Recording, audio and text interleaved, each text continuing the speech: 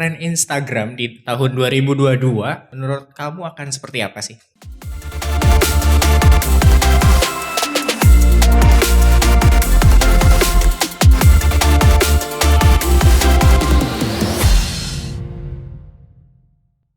Hai Elevate Squad, balik lagi di Elevate Podcast tentunya di segmen Ruang Kreatif.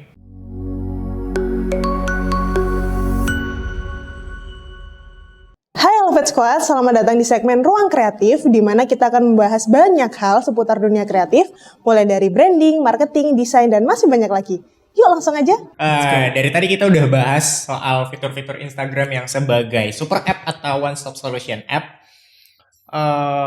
Atau one stop solution social media lebih tepatnya.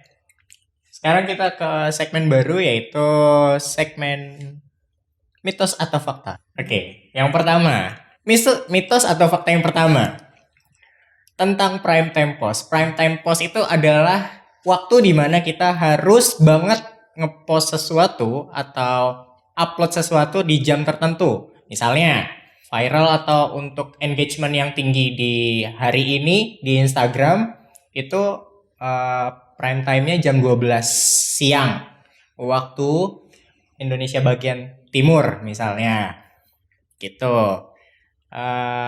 Oke, itu penjelasannya. Menurut Yanuar, prime time post itu mitos atau fakta? Sebenarnya kalau dulu fakta, kalau sekarang fakta juga, tapi nggak terlalu berpengaruh. Kalau dulu kita ngepost di sosial media, apalagi di Instagram, postingan terbaru kita bakalan muncul di beranda teman kita kan, yang paling atas. Kalau sekarang kita posting siang ini di beranda teman kita bisa muncul besok. Kita kan sering juga lihat kan, kayak konten-konten influencer atau teman kita yang ngepostnya kemarin sore muncul di kita hari ini. Nah, berarti kan terjadi perubahan algoritma. Berarti semua yang terjadi di Instagram itu sesuai dari engagement, sesuai dari interaksinya. Semakin banyak kita interaksi sama akun itu, nah akun itu bakalan sering muncul di beranda kita. Oh, bahkan itu kejadian juga sama Instagram Story ya. Maksudnya aku yang misalnya temanku dikit Belum. Dan maksudnya yang interaksi denganku tuh akunnya dikit. Jadi yang muncul itu aja. Muncul paling depan kan itu doang kan? Itu doang. Bener banget. Nanti di refresh itu lagi. Itu terus. Dan teman-teman yang lama bakalan munculnya terakhir kan? Iya betul. Yang Itu jarang juga. banget DM, nge-like. Bener banget. Itu kan dihitung kan? Bener banget. Oke, kita ke mitos atau fakta selanjutnya. Penggunaan hashtag. Oke, kita tahu penggunaan hashtag itu sangat-sangat powerful dulu. Tapi bagaimana sekarang? Coba kita tanyakan saja ke Yanuar. Bagaimana Yanuar? Apakah penggunaan hashtag itu sekarang mitos ataukah masih fakta? Masih fakta. Kalau dulu kita bisa bikin hashtag atau kita bisa taruh hashtag di caption itu lebih dari 30. Terus tahun lalu 30. Tapi kalau di tahun ini kita lebih efektif 15 hashtag per post. Supaya apa? Supaya engagement kita atau postingan kita itu muncul di paling atas hashtag tersebut. Gitu, sama muncul di beranda orang-orang yang follow hashtag tersebut. Oh iya. Gitu. Iya, sekarang bisa follow hashtag ya soalnya. Iya, sekarang kan udah bisa follow hashtag. Jadi kita bisa outbound marketing lagi dari hashtag. Oh bukan, itu inbound marketing. Jadi kan orang nggak sengaja lihat postingan kita dari hashtag itu. Nah, that's why kita harus bikin riset hashtag itu di awal. Misalnya kalau seputar pengembangan diri, berarti hashtagnya ya sesuai audiens yang suka pengembangan diri. Hashtagnya apa aja? Pengembangan diri, terus tips public speaking, tips produktivitas anak muda, mahasiswa, dan lain-lain. Jadi hashtagnya harus seputar target audiensnya siapa, yang pengen nonton ini siapa, gitu. Kan nggak mungkin hashtagnya tutorial masak. Kalau videonya atau kontennya seputar pengembangan diri, jadi kan nggak nyambung. Mungkin pakai ragi, makanya berkembang. Bener. Jadi kalau dulu itu orang kebanyakan teman-temanku pakai hashtag itu kayak love for like for like. Oh. Terus hashtag iya. viral, video viral dan lain. Padahal itu nggak ngaruh. Iya. harusnya hashtag yang sesuai sama kontennya, bukan hashtag-hashtag yang menurut kalian itu viral atau banyak yang follow. Kalau banyak yang follow tapi nggak sesuai sama konten kita, itu bakalan orang tetap nggak lihat juga. Karena kan nggak nyambung sama audiens. Mitos dan fakta selanjutnya, saling follow, unfollow, bisa naikin followers. Kita follow, lalu unfollow akun resmi Instagram, itu bisa naikin followers. Waktu itu ada issue mungkin ya, kita sebutnya issue. Atau kabar burung. Kenapa kata itu muncul? Tahu-tahu kan? Dan sempat rame. Ya. Lalu bagaimana tanggapan Yanuar tentang isu yang tersebar itu? Mitos. Mitos ya? Mitos. Kadang kan orang follow kita kan karena suka apa yang kita post, bukan karena di follow terus minta follow back. Oh, iya betul. Itu mungkin zaman dulu kali waktu Instagram baru ada di iPhone. Iya benar. Itu Iya. banyak yang ngelakuin cara itu sih. Tapi kalau sekarang dilakuin cara kayak gitu, tapi kalau konten kita masih konten yang berantakan, itu tetap aja mereka nggak Nggak akan dilirik ya? engage. Gitu. Oke, itu mitos teman-teman. Oke, jadi segitu aja mitos atau fakta hari ini. Sampai bertemu di mitos atau fakta selanjutnya. Oke. Oke, kita udah bahas banyak sih ini Yanuar. Kalau dari kamu, tadi kan sudah sempat dibahas itu inbound dan outbound marketing. Benar. Salah satu caranya adalah untuk ads. Paid traffic lah ya. Untuk apa ya? Untuk keluar scope sebentar untuk nyari yang di luar yang followers kita. Siapa tahu tertarik kan? Benar. Jemput bola. Cara datangin traffic pokoknya. Kalau Iya. traffic kan bahasa Indonesianya kan lalu lintas. Iya. Nah, caranya kita datangin keramaian ke akun kita. Salah satunya yang paling cepat itu lewat iklan berbayar memang. That's why kita harus pakai duit gitu. Iya dong. Kalau tidak pakai duit, pakai apa? Nah, caranya biar supaya orang rame ya kita pakai ads itu. Gitu. Oke. Tapi kan penggunaan ads itu apa ya? Ads itu kan cuma alat. Biarpun itu berbayar, ya, tetap itu adalah satu alat dan satu cara. Mm-mm. Tergantung orang yang pakai ads-nya, betul dong. Tergantung budgetnya juga, Benar. dan semua tuh saling berkaitan. Menurut kamu, kalau menurut kamu tuh cara paling efektif nge-ads tuh gimana? Agar kalau misalnya nge-ads kita nggak rugi-rugi amat lah, at least. Pokoknya kalau mau nge-ads, yang penting langkah pertama adalah kita harus riset target marketnya gitu. Misalnya target marketnya, misalnya nih, kasih aku satu contoh bisnis deh. Bisnis apa misalnya? Oke, misalnya Cincau Station. Misalnya Cincau Station. Cara kita datengin traffic, cara Cincau Station datengin traffic ke outletnya mereka, caranya adalah pakai salah satunya Instagram Ads, Facebook Ads. Nah, caranya mereka harus riset target audience dulu di awal. Kira-kira target audiensnya Cincau Station itu apa aja sih? Ada pengunjung mall, orang yang haus di mall, hangout pengen minum. Terus Iya, betul. ada orang yang pengen nyobain hal baru, suka jajan. Terus anak-anak muda umur 16 sampai umur 24. Sama ada juga berkeluarga yang umur 25 sampai 34. Udah, target marketnya Cincau Station itu cuma seputar itu. Dan Cincau Station itu kan di Surabaya doang kan. Berarti kan mereka targetnya cuma di kota Surabaya. Jadi kalau Cincau Station kan ada di Jawa Timur, ada di Surabaya dan lain-lain. Berarti target marketnya orang-orang itu. That's why kita harus tentu ini demografinya apa aja. Demografinya, target marketnya siapa aja. Oh, anak muda umur 16 sampai 24. Terus ada orang-orang yang berkeluarga umur 25 sampai 34. Udah, mereka bikin konten atau mereka bikin produk yang kekinian yang sesuai sama minatnya mereka. Minatnya target audience ini. Ya udah, berarti mereka harus bikin konten-konten yang relate sama target audience ini gitu. Contohnya nih, konten-konten yang relate sama target audience ini apa? Food review, terus ada juga food vlogger yang suka main game, main challenge dan lain-lain. Jadi konten-konten yang seputar itu. Terus mereka suka promonya suka yang gimana? Oh, suka buy one get one. Ya udah, kita sharing konten seputar itu, yang kita iklanin konten-konten itu. Ah, Supaya apa? Supaya mereka itu paling nggak di awal tertarik dengan penawaran kita, offernya kita, gitu.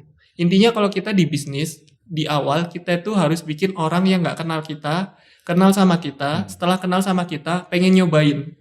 Udah itu dulu PR-nya. Kalau udah nyobain, setelah itu tugasnya branding.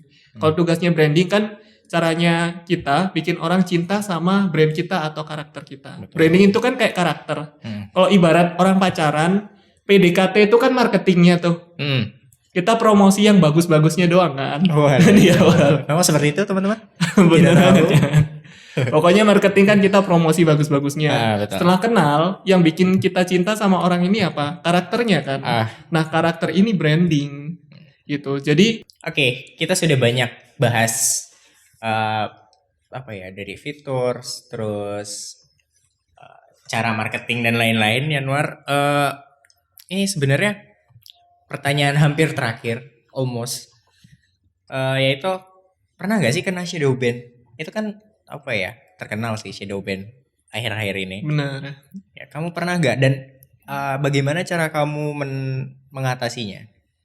Shadow ban itu dulu pernah itu tahun lalu sih. Jadi shadow ban itu sebenarnya kita kalau misalnya kena shadow ban, kita kan bakalan cari tahu alasannya apa sih kena shadow ban. Oh, ternyata alasannya kita follow unfollow. Terus misalnya kita pakai auto follow dan lain-lain. Jadi kan peningkatan follower sama akun-akun yang robot itu nggak aktif, jadi itu kedetek sama pihak IG-nya, jadi kita di shadow ban.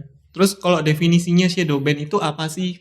Shadow ban itu kayak akun kita disembunyiin dari followers kita atau dari teman-teman kita yang follow kita. Jadi akun kita nggak kelihatan gitu. Nah, itu bisa kita lihat tandanya dari views story kita menurun drastis biasanya. Biasanya tinggal seperempatnya. Misalnya dari 100 orang yang lihat, tinggal 25 orang yang lihat per hari. Terus postingan kita nggak ada yang like, atau yang like cuma dikit doang. Berarti akun kita itu lagi disembunyikan sama IG. Karena istilahnya kayak kena sanksi sih kayaknya. Shadow ban gitu. Jadi solusinya adalah itu udah tertulis kok di situ. Kalau kita kena shadow ban itu solusinya bisa 2 kali 24 jam, berarti kan 2 hari, atau bisa maksimal 1 minggu. Jadi kita diemin aja sebenarnya. Gitu. Solusinya itu doang sebenarnya kalau shadow ban. Itu kalau di bola kena offset aja ya. Offset doang, iya. Kelewatan gitu kan. Ada hakim garis begini. Oke. Mana? Ya, oke. Pertanyaan terakhir. Menurut Yanuar, karena kita sudah memasuki akhir tahun, sudah mau lah. Tren Instagram di tahun 2022, menurut kamu akan seperti apa sih? Instagram 2022 pasti bakalan lebih banyak ke video. Jadi kita harus lebih banyak bikin konten-konten yang interaktif lewat video.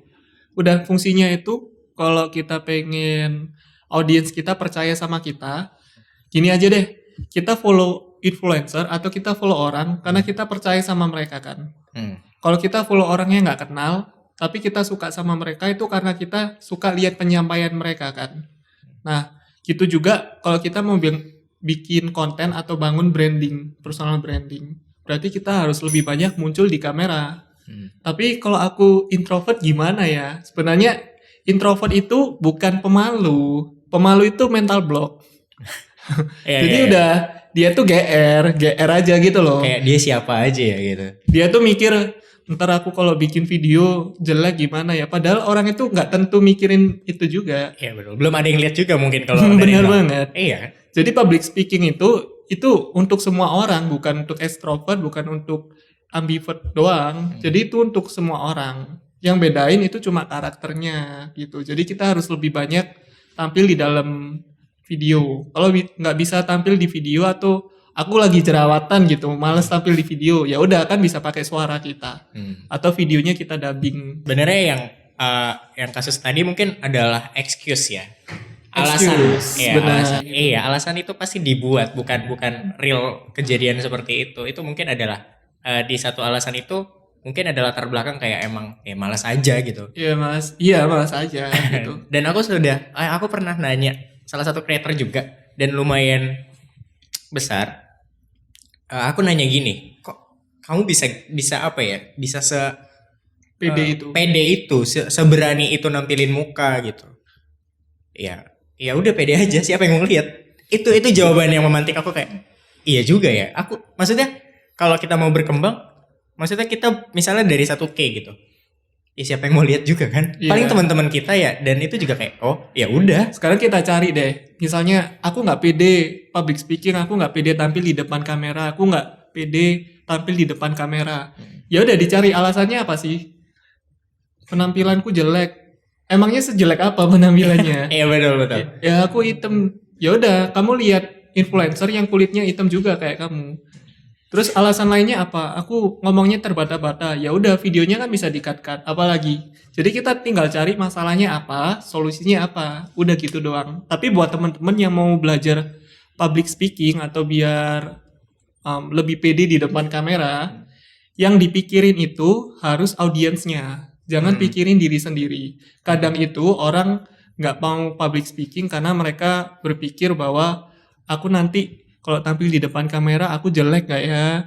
Bahasa aku bakalan diterima sama orang-orang yang nonton gak ya? Terus bermanfaat gak ya? Jadi yang dia pikirin dirinya sendiri. Sedangkan kalau kita memikirkan audiens, kita mikirin apa ya yang bisa audiens dapat. Nah, ini rahasia yang ini satu kunci aku selalu sukses dalam mengisi webinar. Jadi tiap webinar yang aku isi itu selalu berjalan lancar karena yang aku pikirin itu manfaat yang bisa aku kasih ke audiens. Betul betul. Gitu. Jadi yang aku pikirin gimana caranya mereka nonton aku terus mereka dapat ilmu yang aku sharing supaya mereka dapat prakteknya juga. Gitu. Berarti mindsetnya bukan egosentris ya, tapi bagaimana cara Audience centric. ya berarti gimana cara kita bermanfaat untuk orang lain atau audiens. Benar. Jadi mereka punya kesan. Yang penting itu kita dalam sharing sesuatu kita nggak perlu jadi expert sebenarnya. Kita punya basic knowledge aja itu udah cukup bagus.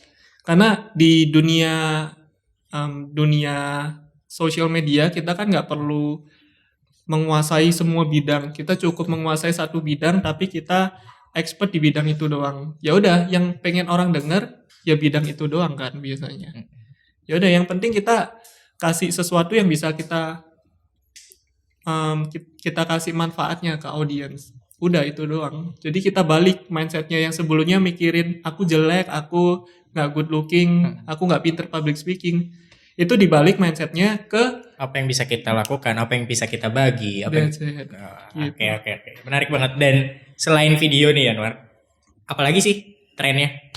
Mungkin ada kisi-kisi gitu. Benar. Kalau buat teman-teman, oh aku nggak bisa bikin video, aku bingung bikin foto yang bagus. Nggak apa-apa. Aku punya banyak teman content creator, mereka nggak nunjukin muka, tapi mereka bikin konten desain carousel yang multi post gitu. Terus mereka bikin quote-quote dan lain-lain. Itu kan tetap bermanfaat buat audiensnya. Ya udah nggak apa-apa juga. Teman-teman desainer biasanya begitu ya. Banyak banget. Ada juga teman-teman yang bukan desainer tapi mereka mau belajar cuma desain lewat Canva doang di HP kan. Oh iya. Itu kayak aku juga pakai Canva doang sih sebenarnya. Aku ngisi webinar itu presentasinya pakai template dari Canva doang. Karena yang penting itu kan isinya. Betul. Tapi pokoknya pengemasannya jangan jelek-jelek amat gitu lah. Pokoknya pengemasannya bisa dinikmati sama audiens. Gitu juga sama konten. Gitu. Konten itu yang penting kita bisa bikin konten yang bisa dinikmati sama audiens. Konten yang nggak bisa dinikmati itu contohnya gimana? Konten yang nggak bisa dinikmati itu kayak tulisannya besar kecil nggak jelas, terus fontnya itu lebih dari 3, lebih dari 2, warnanya nggak jelas. Nah itu kan nggak bisa dinikmati oleh audiens. Berarti kita harus bikin semuanya lebih simpel supaya bisa dinikmati. Ya, Gitu seenggaknya aja. punya basic fundamental untuk desain lah seenggaknya. Benar Kayak banget. ya kontras warna itu udah cukup mungkin. Font gitu-gitu. Oke, berarti menurut Yanwar sendiri ada 2 ya tren Instagram ke depannya di 2022 yaitu video dan carousel.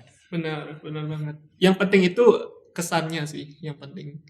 Nggak apa-apa bikin karya yang simpel, yang sederhana tapi berkesan, gitu aja. Berarti bukan soal ininya ya, bentuk dari karyanya, tapi Benar. si karyanya itu sendiri. Kita banyak lihat video di TikTok yang FYP, video-video yang FYP itu kadang video receh loh.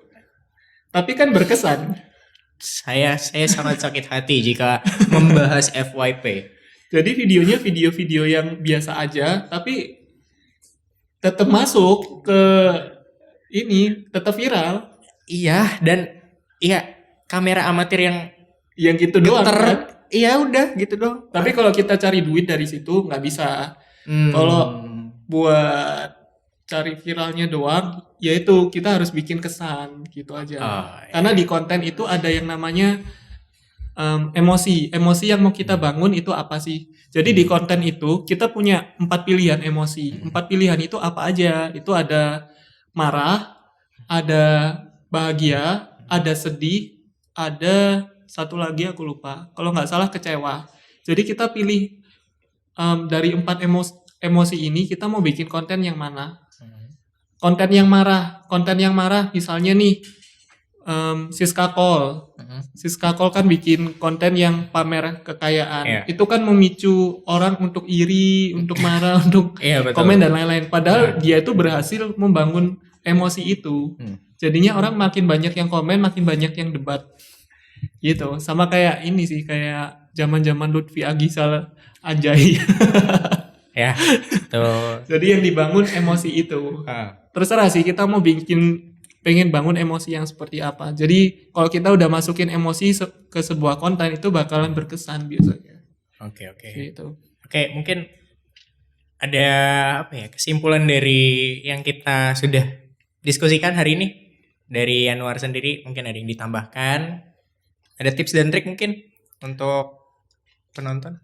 Kalau mau bangun personal branding atau mau bangun sebuah branding yang bagus, itu kita harus tentuin nih target audiensnya siapa, yang nonton bagaimana, mereka nontonnya di platform mana aja, di Instagram, di Facebook, di YouTube, di TikTok dan lain-lain. Kita tentuin tuh. Terus yang ketiga, kalau orang nggak follow kita, akibatnya apa? Misalnya kalau Januar bikin akun seputar self development atau pengembangan diri, mereka follow akun ini supaya apa? Supaya mereka bebas finansial, terus mereka lebih berkualitas dibanding anak yang lain. Kalau nggak follow, ya mereka tetap hidup miskin karena nggak tahu ilmunya. Nah itu sih. Jadi kalau kita tahu kita pengen bikin konten buat siapa, kita udah bakalan lebih gampang bikin konten ke depan. Jadi nggak random-random aja. Oke, Gitu. berarti tentukan tujuannya. Tujuannya setelah itu kita breakdown cara mencapai tujuannya seperti apa. Oke. Bagus sekali kesimpulan dari Yanuar. Ya, oke segitu aja podcast kita hari ini. Thank you Yanuar udah mau hadir di sini untuk kedua kalinya. Mungkin Sun akan dipanggil terus jadi langganan. Boleh. Oke. Thank you untuk waktunya juga, untuk pemikiranmu juga dan waktumu. Thank you juga untuk penonton dan pendengar podcast kita kali ini. See you guys on the next time. Bye-bye. Oke, Elevate Squad, kalau di part sebelumnya kita sudah bahas Yanuar dan Instagram as a whole pakai sosial media. Kali ini kita udah bedah tentang mitos dan fakta tentang stigma user Instagram. Salah satunya adalah prime time post. Kita juga sudah bahas tentang cara ads yang efektif dan prediksi tentang tren Instagram di tahun 2022. See you on the next podcast. Bye! Thank you udah nonton Elevate Podcast sampai habis. Kalau ada topik atau hal-hal yang ingin kita bahas, bisa share di komen ya. Dan jangan lupa untuk dukung kita terus biar kita semangat nih untuk bikin konten yang bermanfaat dan pastinya menghibur. Dengan like, komen, dan subscribe. Oh iya, jangan lupa untuk share ke teman-teman kalian ya. See you!